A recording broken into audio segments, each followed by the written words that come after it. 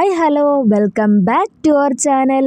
ഇന്നത്തെ നമ്മുടെ റെസിപ്പി എന്ന് പറഞ്ഞാൽ ഒരുപാട് ഗുണവും നല്ല രുചിയുമുള്ള വാഴക്കൂമ്പ് കൊണ്ടുള്ള ഒരു തോരൻ്റെ ആണ്.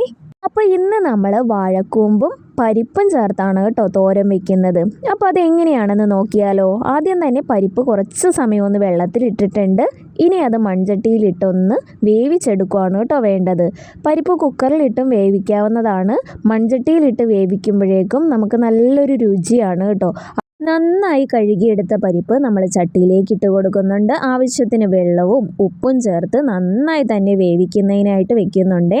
അപ്പോൾ ചട്ടിയിലിട്ട് വേവിക്കുന്നത് കൊണ്ട് തന്നെ ഒരുപാട് സമയമെടുത്താണ് ഈ പരിപ്പ് വെന്ത് കിട്ടുന്നത്. കുക്കറിലൊക്കെ ആണെങ്കിൽ ഒരു 3 വിസിലോളം മതിയാവുമേ. ഈ ഒരു ടൈമിന് നമ്മുടെ വാഴക്കൂമ്പ് എടുത്തിട്ടുണ്ട്. അതിൻ്റെ പുറമേയുള്ള 2-3 പാളികൾ പൊളിച്ച് കളഞ്ഞിട്ടുണ്ട്. എന്നിട്ട് ചെറുതായി തന്നെ കൊത്തി അരിഞ്ഞെടുക്കുകയാണ് കേട്ടോ വേണ്ടത്.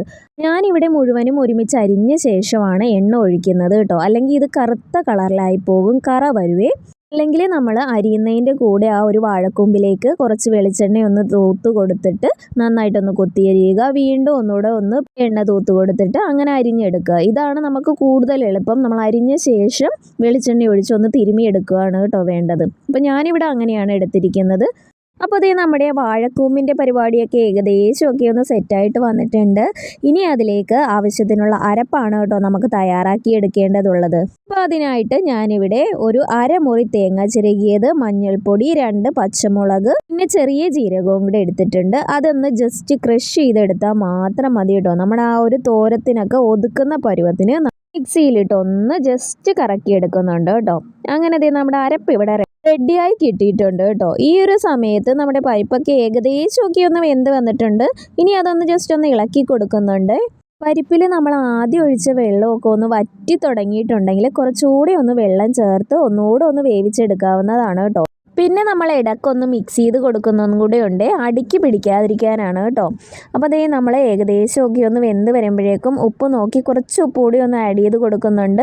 ഇനി നമുക്ക് ആ ഒരു വാഴക്കൂമ്പ് ഇട്ട് കഴിയുമ്പോഴേക്കും ഉപ്പിൻ്റെയൊക്കെ ഒരു പോരായ്മ വരുമല്ലോ. അതുകൊണ്ടാണ് കേട്ടോ ഈ ഒരു ടൈമിൽ അതിനും കൂടിയുള്ള ഉപ്പും കൂടി ഇട്ട് കൊടുക്കുന്നുണ്ട്. കുറച്ച് മുന്നിൽ നിൽക്കുന്ന രീതിയിലാണ് കേട്ടോ ഞാൻ ഉപ്പിട്ട് കൊടുക്കുന്നത്.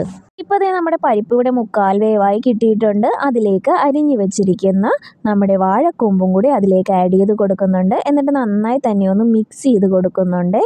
ഇപ്പോൾ ദേ ആ പരിപ്പ് വെന്ത ആ ഒരു കുറച്ച് വെള്ളം ഉണ്ടല്ലോ, ആ ഒരു വെള്ളത്തിൽ കിടന്ന് നമ്മുടെ ആ ഒരു വാഴക്കൂമ്പ് നന്നായി തന്നെ വെന്ത് കിട്ടും കേട്ടോ.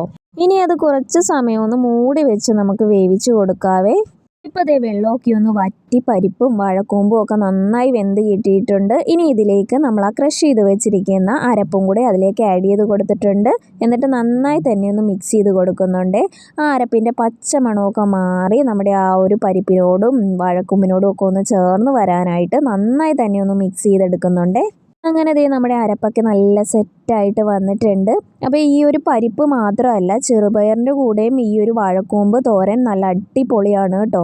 ഇനി അതിന് മുകളിലായിട്ട് നമ്മൾ അവസാനം കുറച്ച് കടുക് വറുത്ത് ചേർക്കുന്നുണ്ട്. എന്നിട്ട് അതും ഒന്ന് നന്നായിട്ട് മിക്സ് ചെയ്തെടുത്ത് കഴിഞ്ഞാൽ നമ്മുടെ നല്ല അടിപൊളിയായിട്ടുള്ള നല്ല രുചികരമായിട്ട് വാഴക്കൂമ്പ് തോരൻ ഇവിടെ റെഡിയായി കിട്ടുവേ. അപ്പോൾ ഇതുവരെയും ഈ ഒരു കോമ്പിനേഷൻ ട്രൈ ചെയ്ത് നോക്കിയിട്ടില്ലെങ്കിൽ ഉറപ്പായി ഒന്ന് ട്രൈ ചെയ്ത് നോക്കാനും അഭിപ്രായം കമൻറ്റ് ബോക്സിൽ അറിയിക്കാനും മറക്കല്ലേ. ഈ ഒരു റെസിപ്പി വീഡിയോ നിങ്ങൾക്ക് ഇഷ്ടമായെന്ന് കരുതുന്നു. ഇഷ്ടമായെങ്കിൽ ലൈക്ക് ചെയ്യാനും ഷെയർ ചെയ്യാനും ഇതുപോലെയുള്ള നല്ല നല്ല റെസിപ്പീസിനായി എൻ്റെ ചാനൽ ഒന്ന് സബ്സ്ക്രൈബ് ചെയ്ത് സപ്പോർട്ട് ചെയ്യാനും മറക്കല്ലേ.